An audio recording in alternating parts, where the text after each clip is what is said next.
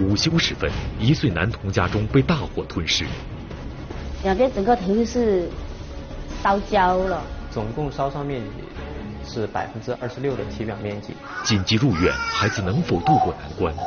非常细的气管，很容易就被堵到了。大火因何而起？孩子被烧伤之后，家长应该如何正确处理？平安365急诊24小时即将播出。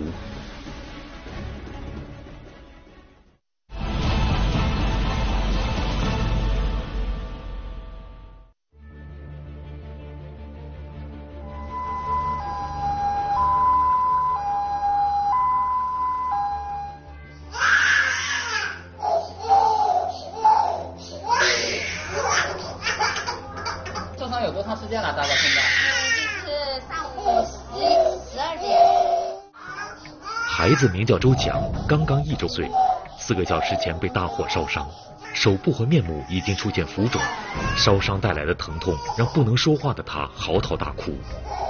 总共烧伤面积是26%的体表面积，也就是说他身上皮肤的超过1/4都是被火焰烧伤的。很多地方烧得很深，我们就在我们专业上来讲是3度，那么就是全层的，就是烧那种皮革样的，很深很厚的很硬的，然后其他的剩下的伤口呢，也大部分我们讲是深2度，也是非常深的伤口。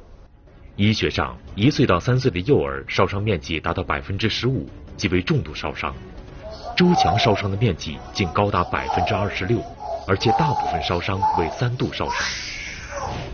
3度烧伤属于特重度烧伤，伤及皮肤全层，深达皮下、肌肉乃至骨头。更让人触目惊心的是，他深度烧伤的部位主要集中在手部和面部。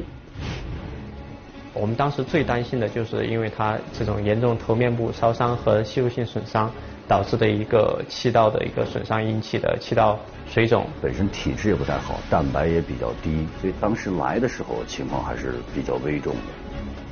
由于燃烧所产生的热气，使周强的呼吸道严重受损，再加上他吸入很多的烟尘，呼吸已经受阻，这令医生十分担心。因为它气管很细，甚至比我小指头都要细，非常细的气管，很容易就被堵到了，一点痰呐，一点分泌物啊，就很容易堵到了。这堵到了，这个发生呼吸梗阻以后，那么出现危险是非常快速，你可能都来不及反应。入院当天，我们就立即进行了一个急诊的气管切开插管术。考虑到周强烧伤严重，医院给他的家属下达了病危通知书。几个小时前还在床上睡觉的周强，现在却躺在了手术台上，生死未卜。想到被烧伤的孩子有可能就此失去，罗春春根本无法接受。我就觉得说对小女那个不公平，这么小，那么小，老天爷都把他的生命都夺得走了嘛，就说。年仅1岁的孩子，未来的人生路还很长，谁又能料到灾难这么早就降临到了他的头上？4个小时前，周强究竟遭遇了什么？那场将他严重烧伤的大火又是从何而来呢？罗春春家住在四川省广安市临水县九峰乡。2016年3月25日中午，外出回来的他发现自家的房子着火了。想到2个儿子就在着火的房间内，他赶紧往家跑去。进门一看，并没有发现大儿子的身影，而在床上的小儿子周强被大火和浓烟包围着，发出一阵阵痛苦的惨叫声。房间就是说燃了很大的火，我就看着孩子在那边哭，这个手在这边一直在这边拍，一直打，两边整个头是烧焦了。火越烧越大，罗春春不顾危险，赶紧将床上的小儿子周强抱起来，冲出了已经被大火蔓延的房子。他又在另外一个屋子里找到了大儿子，在确定大儿子没有受伤后，他们赶紧将小儿子送往了医院。打电话叫救护车那个我们村庄的人，他们已经报了那个120吧，都往临水人民政府送了。这个手整个皮就像脱了一层皮，这个指甲这边，这个3拇指这边，说白了这个皮的肉这边都烧了一些，就是像这个手这边就开始起那个水泡，这两边。令罗春春感到奇怪的是，火究竟是怎么烧起来的呢？为何大火主要集中在了周强睡觉的床上，而他仅有1岁，不可能是自己点的火。如果是大儿子点的火，为什么他没有被烧伤？诸多的疑问困扰着他。子女是父母的心头肉，看着儿子在病床上疼痛的哭闹不止，周强的伤势令罗春春心如刀绞。让他哭不能说是一种只能哄着他，不能说喂他东西。他说的，他说只能说你们个人还是要随时做好心理准备，娃娃随时有，叫我们抱着太大的希望，就说随时都有那个可能吧。周强整个头、面部和受伤的皮肤已经严重脱水，特别是右手的手指已经完全干枯。为了防止病情恶化，医生对他烧伤的部位进行了处理。坏死组织里面当然会包含一些毒素，或者说它本身会成为一个感染源，所以说在入院之后对他进行了一个急诊的手术，进行了整个右手的一个清创，然后对于条件允许的创面，我们进行了植皮来封闭这一部分创面。面对巨额的治疗费用，贫困家庭面临抉择，烧伤孩子的大火又是从何而来？平安365急诊24小时正在播出。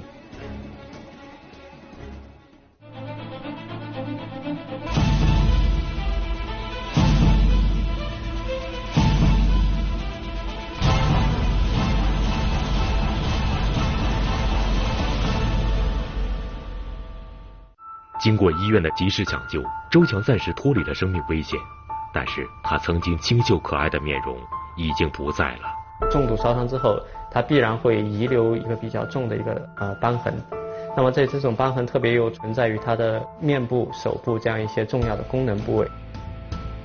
所以即使是现在才在伤后3个月左右，他们已经开始因为瘢痕的一些挛缩，导致比如说他的眼睑外翻，或者说手的一个关节活动障碍这样一些情况。由于烧伤严重，周强的右手被截肢，再加上面部和眼睛也被烧伤，如果想要恢复正常的活动能力，他还得需要做消痂和植皮手术。我们娃娃现在用的费用差不多接近下来还是相差20万这个距离的说。罗春春一家是普通的农村家庭，自己在家务农，丈夫没有固定工作，靠打零工赚取微薄收入。几年前的一场大雨把家里的房子冲垮了，一家人只能寄居在哥哥的房子里，夫妻俩的生活十分拮据。大儿子周磊、小儿子周强的降生，给这个贫困的家庭带来了欢声笑语。小儿子的突然受伤，让这个家庭陷入了绝境。对于父母来说，只要能够救孩子的命，哪怕倾家荡产也会拼尽全力。20万元和1条命比起来微不足道，但是20万元对于这个贫困的家庭来说却是个天文数字，无处筹借。觉得有一点的希望，我们觉得不要放弃他，就是遇到这个程度了，我们觉得我们最大的父亲的母亲的那个嘛努力了哈。唔使你啲家計嘅哎呀，你咪下咗嘛，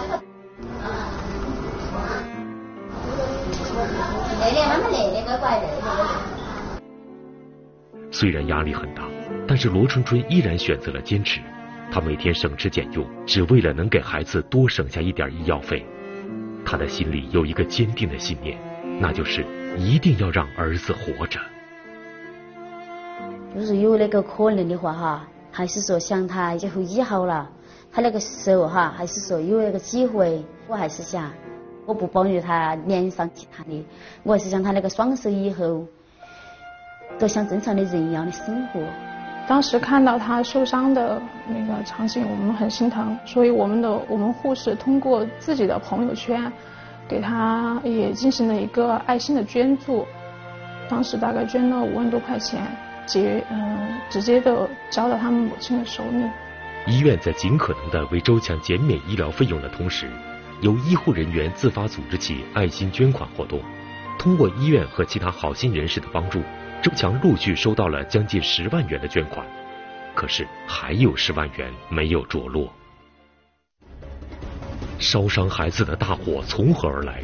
孩子被烧伤之后，家长应该如何正确处理？平安365急诊24小时正在播出。周强被烧伤后，除了医药费用无法解决之外，烧伤给他产生的影响，也让医生十分担心。以后他出去以后，别人小朋友上幼儿园呐、或者进入社会啊、上学啊，其他小朋友就觉得你很怪，对吧？脸上有疤，哎，很丑，哎，他自己也觉得这是一个很大的问题，所以对他的成长后期的一些影响，甚至在某种程度上来讲，比他受伤当时还要重。为了避免周强因烧伤而产生心理阴影，医院的医护人员对他进行了针对性的护理。我们做的最多的就是跟他一起玩，陪他玩，然后去抱抱他，然后给他互动。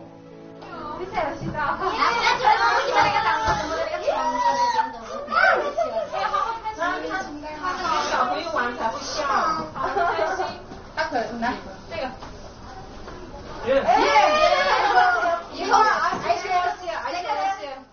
他现在后期进行一个康复治疗，他的手关节这些，还有眼睛，给他做一个手关节的训练，他每天都会去做。经过4次植皮手术，周强大部分的创伤已经愈合，但是由于烧伤严重，他还需要多次手术才能逐渐康复。可令人感到疑惑的是，烧伤周强的大火究竟是怎么被点燃的呢？他是他点的火啊，他把手枪在背后面绑起，枪也不开。他爷爷就在问他是啷个回事呢？后来你们有没有问过他，这火是不是他放的呢？他不说，他只要提了一句话，他都不开枪。一提这话就不开枪？他不但那时候我说他不开枪，连他老汉说他都不开枪。是谁烧的弟弟啊？那么孩子点火用的打火机是从何而来的呢？打火机他是从他有时候从那个2楼他爷他们睡觉那个地方找下来的。事情终于真相大白，原来事发当天，罗春春和2个孩子在家，趁小儿子午睡的时候，他想出去到地里摘点菜做饭，以为半个小时的时间不会出事儿，就将2个孩子独自留在了家中。由于大儿子贪玩，也不了解火的危险性，他从爷爷的衣服里面拿到了打火机，并在床头学家人做饭，点燃了床下的柴草。由于火势蔓延很快，于是他自己跑了出来，将弟弟留在了房间内，从而导致了悲剧的发生。做饭的时候，他会在你们旁边看着吗？看着他有时候还要等我们把饭弄完了以后，他要跑到灶门前来玩火。对于这一家人来说，放火烧伤周强的是不是大儿子周磊，都已经无济于事了，都不能让样貌已经毁掉的周强恢复原样。水火无情，由于对未成年人的安全防范教育不足，以及家长对孩子的监管不力，儿童因玩火引发的惨剧屡见不鲜。西南医院2016年上半年就接收了多起类似事件。赵亮12岁，全身90%的皮肤特重度烧伤。在元旦节2天，那天气好，是吧？天气好，他们把火拿去一燃，你妈轰的燃了，没车燃气都快了。我也不知道，快了晚上5点多钟6点钟了，我在喊，我在这儿喊了2声没喊答应，没喊答应后我就往火上跑，一跑上去后他的座位嘛，但烧起着烧了。是你自己去上玩的吗？那你那个火你知道打哪儿来的吗？在家里。在家里拿的呀？你拿的时候父母有没有看到？没有。他当时火烧的很大，所以你跑不出来吗？还是怎么着？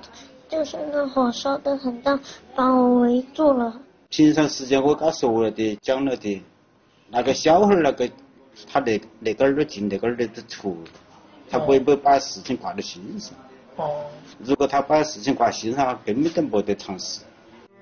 经过治疗，赵亮已经开始了康复性训练，他以后的人生将面临着巨大的困难。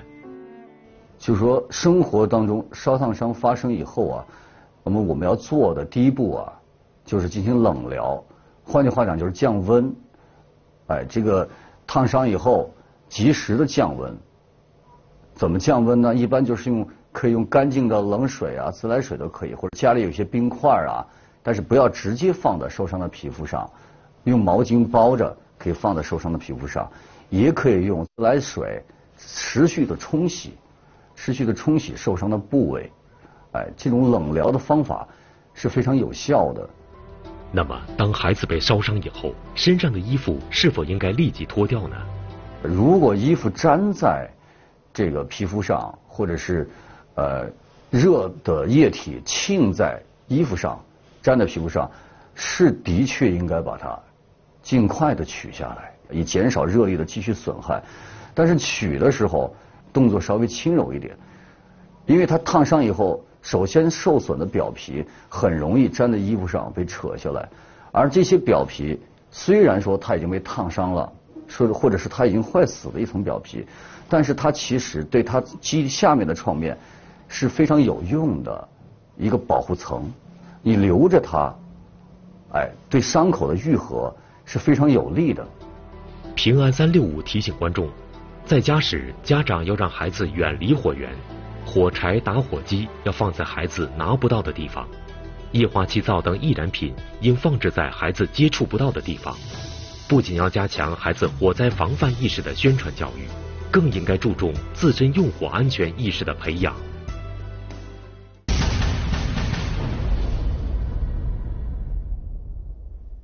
2016年6月12日下午4点15分，江苏省徐州市鼓楼区2名工人在井下清理淤泥时，因自身防护工作不到位，跌入井中并吸入大量有毒气体，晕倒在井下。